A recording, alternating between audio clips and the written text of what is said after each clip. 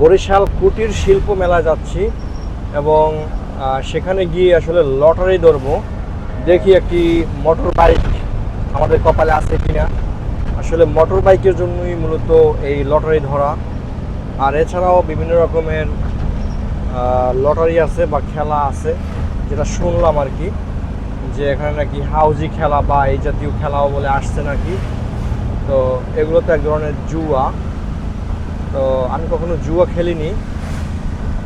আর এরা কীরকমের জুয়া নিয়ে আসলো এই বিষয়টা দেখবো, বা কী আশায় বিষয় এই। আর হয়তো আমি কখনো সরাসরি যে জুয়া যে খেলে সেটাও আমি দেখিনি কখনো। আর এটা আমি শুনেছি গ্রামগঞ্জে একটি সময় গান হতো এবং তখন নাকি জুয়া বা এই জুয়ার আসর বসতো। তো ওখানে নাকি এরকম জুয়ার আসর বা এই জাতীয় কিছু আনা হয়েছে। তো আসলে সেটা কেমন বা কী আশায় বিষয়, এইগুলো দেখার জন্য যাচ্ছি এবং